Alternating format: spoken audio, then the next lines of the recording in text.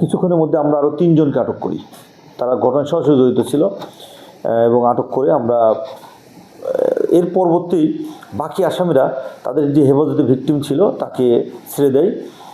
তো ঘটনাটা ছিল মূলত ছেলেটা ইঞ্জিনিয়ারিং পড়াশোনা করে ঢাকাতে চাকরির জন্য আসে। তাকে একজন মহিলা বাসা ভাড়ার কথা বলে নিয়ে সেই রুমের মধ্যে অনৈতিক কাজের একটা ছলনা করে।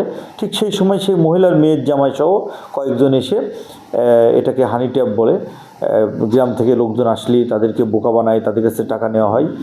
ঠিক এই চক্রটাকে আমরা আটক করেছি এবং তাদের হেফাজত থেকে যে 70,000 টাকা ভুক্তভোগী পরিবারের কাছ থেকে বিকাশে নিয়েছিল তার মধ্যে 68,500 টাকা আমরা উদ্ধার করেছি এবং 3-4 জন আসামিকে গ্রেপ্তারপূর্বক আদালতে পাঠিয়েছি। ভিকটিমকে অসুস্থ অবস্থায় উদ্ধার করে তাকে আমরা ঢাকা মেডিকেলে চিকিৎসা ব্যবস্থা করিয়েছি।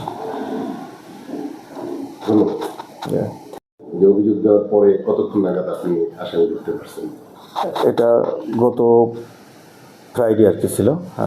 ওই দিন আমাদের কাছে মৌখিকভাবে এক ভদ্রলোক এসে জানালো যে তার এক আত্মীয়কে হাজারীবাগ থানার যে কোনো এলাকায় বেঁধে মারপিট করছে এবং তার পরিবারের কাছে 1.5 লক্ষ টাকা চাঁদা দাবি করছে।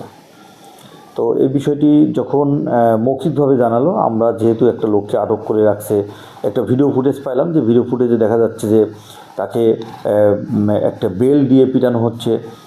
ওইটা আবার ভিডিও করে তার পরিবার জামাইকে বললাম যে কথা বলে দেখো তো একটু, ওরা যদি মানে। তো জামাই অনেক কথা বলে বুঝাইছে। বোঝার পরে সেগুলো যদি না তুলতে পারে তো ওই জামাইয়ের ভাই যাই নিয়ে আসবে। তখন ও বলতেছে বলে জামাই ভাই অলরেডি চলে আসছে, মানে এটা সকালে পাঠিয়ে দিচ্ছি তো অলরেডি চলে গেছে। ও তখন বলতেছে আমি একলা যেতে পারবো, ওকে আর আসতে হবে না, ওকে ফিরে যেতে বলো। তখন জামাই ভাইকে বললাম একটু ওয়েট করো।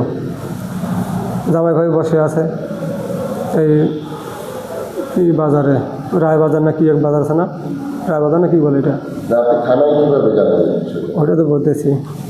তখন ওখানে জামাই ভাই ওয়েট করে, ছেলে ফোন দিই, ফোন রিসিভ হয় না।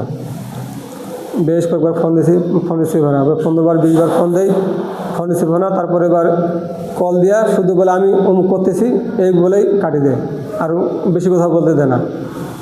পরে তখন জামাই ভাইকে বললাম যে ওইখানে যখন চলে এসো থানার কাছাকাছি একটু পুলিশের পরামর্শ নাও।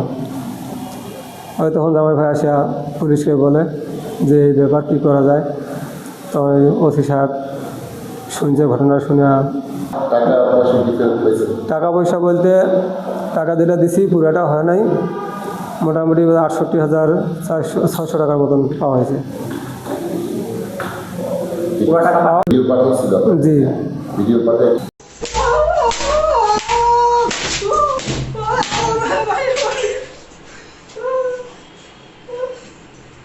Para